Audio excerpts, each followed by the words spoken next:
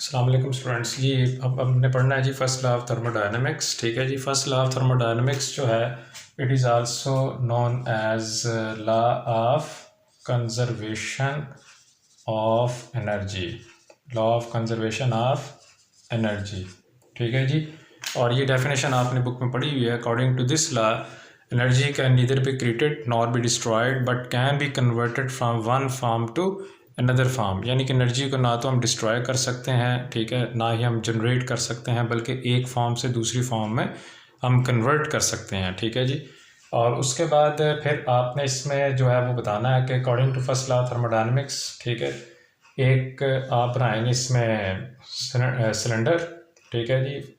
और उसमें बताएंगे कि जी फर्स्ट कि हमारे पास एक कंटेनर है और उसमें गैस इनक्लोज की हुई है।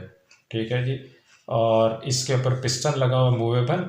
ठीक है जी। ये ढक्कन जो है, पिस्टन जो है, ये मूव करता है और ये इसके गैस के मालिक्यूल्स हैं। ठीक है जी। और let the volume of the gas या वॉल्यूम ऑफ द कंटेनर आप फर्स्ट कर लें जी, ये V1 है। ठीक है जी। और फिर आपने लिखना है इसमें कि फ़र्ज़ की हमारे पास हमने जो है वो दूसरा कंटेनर नहीं है, ये सेम कंटेनर है। ठीक है जी। इसको दरअसल गैस को एक्सपेंड करवा के आपने दिखा देना। ठीक है जी। और इसमें आपने क्या बताना है कि इसमें गैस एक्सपेंड हो गई है क्योंकि आपने इसमें हीट सप्लाई कर दी है Q। ठीक है जी। तो मैथमेटिकली इसको हम कैसे लिख सकते हैं फर्स्ट लॉ ऑफ थर्मोडायनेमिक्स को, चेंज इन जी स्टूडेंट्स, तो फर्स्ट लॉ थर्मोडायनेमिक्स को हम लिख सकते हैं delta E is equal to Q plus W। ठीक है जी। Change in internal energy is equal to the sum of amount of heat supply to the system and work done. ठीक है जी। क्योंकि पिस्टन जो है वो खुद ब खुद मूव किया है और इसका नया वॉल्यूम जो है वो V2 है।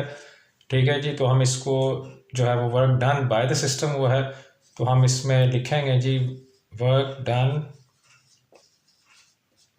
by the system can be expressed as W is equal to minus P delta V। ठीक है। और उसके बाद हम क्या करेंगे कि work done by the system जो हुआ है माइनस पी डेल्टा वी, इसकी वैल्यू पुट कर देंगे इक्वेशन नंबर 1 में। तो equation number 1 becomes delta E is equal to Q minus P delta V। इसको आप इक्वेशन नंबर 2 का नाम रख दें।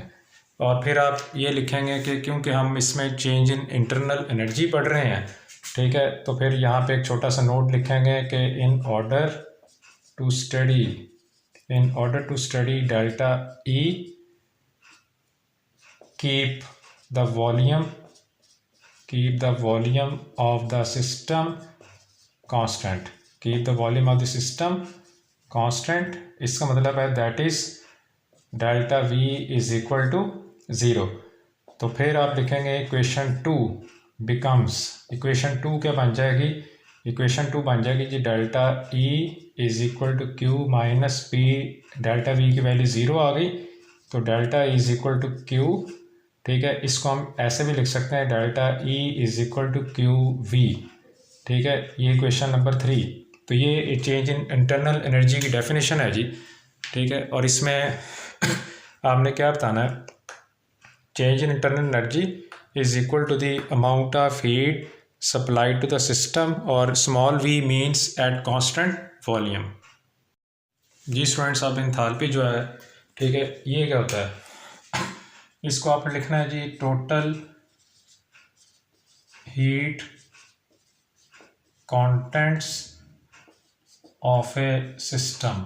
total heat contents of a system is called enthalpy।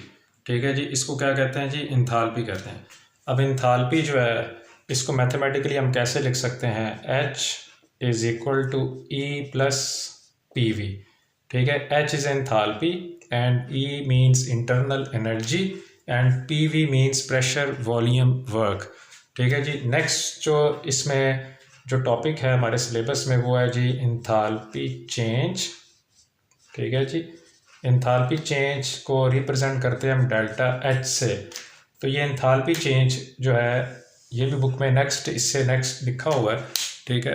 तो इंथाल्पी चेंज क्या होती है, इसी को आपने जो पूरे क्वेश्चन लिखे इसको चेंज की फॉर्म में शो करना है। Delta H is equal to delta E plus delta P we.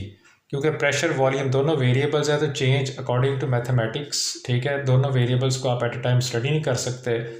तो एक काम करते हैं, प्रेशर को आपने कांस्टेंट कर देना है, वॉल्यूम चेंज स्टडी करना है, देन वॉल्यूम कांस्टेंट करना है और फिर प्रेशर चेंज स्टडी करना है, ठीक है जी। एक दफ़ा प्रेशर कांस्टेंट किया, चेंज इन वॉल्यूम पढ़ा, फिर वॉल्यूम कांस्टेंट किया, चेंज इन प्रेशर पढ़ा, ठीक है। This equation is named as equation number 1, ठीक है, इसको आप इक्वेशन नंबर 1 कह दें।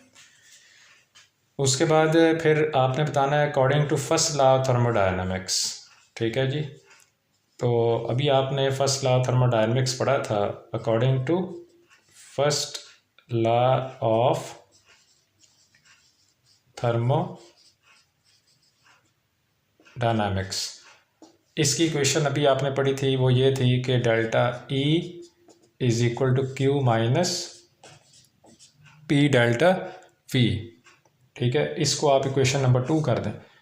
अब एक काम ये करेंगे हम कि डेल्टा E की वैल्यू इक्वेशन 2 से हम इक्वेशन नंबर 1 में पुट कर देंगे, ठीक है। ये हमारी इक्वेशन नंबर 1 है।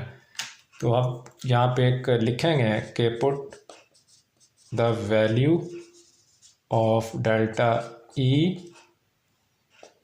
इन इक्वेशन नंबर 1। इक्वेशन नंबर 1 ये है, तो इसमें लिखा हुआ है delta H is equal to Q minus P delta V plus P delta V and V delta P। इसमें जो चीज़ें कैंसिल आउट हो रही हैं, plus minus P delta V cancel, ठीक है। तो यहाँ पे आप लिखेंगे delta H is equal to Q plus V delta P। ये इक्वेशन नंबर हो गया जी हमारी 3। अब आपने क्या करना है, क्योंकि एनर्जी चेंज स्टडी करते हैं तो वॉल्यूम कांस्टेंट होता है, इसमें आपने प्रेशर कांस्टेंट करना है। तो यहाँ पे आप फिर एक नोट लिखेंगे, आप कहें जी in order to study delta H keep delta P is equal to 0 means pressure is kept constant, ठीक है जी। तो फिर आप लिखेंगे यहाँ पर इक्वेशन 3 बिकम्स, इक्वेशन 3 क्या बन जाएगी हमारी, ये बन जाएगी delta H is equal to Q plus V into 0, ठीक है जी। तो ये बन जाएगी delta H is equal to Q, क्योंकि प्लस V 0 तो Q आ गया, ठीक है। इसको हम ऐसे भी लिख सकते हैं, delta H is equal to Q और यहाँ पे एक छोटा सा P लिखेंगे, ठीक है। ये इसकी डेफिनेशन भी है इंथाल्पी चेंज की। अगर आपको शॉर्ट क्वेश्चन आए तो आपने सिर्फ ये डेफिनेशन इसकी लिखनी होती है, ठीक है। ये मैं आपको पढ़ के बता भी देता हूँ, ठीक है जी। डेफिनेशन इसकी ये होती है कि change in enthalpy is equal to the Q means amount of heat which is supplied to the system at constant pressure,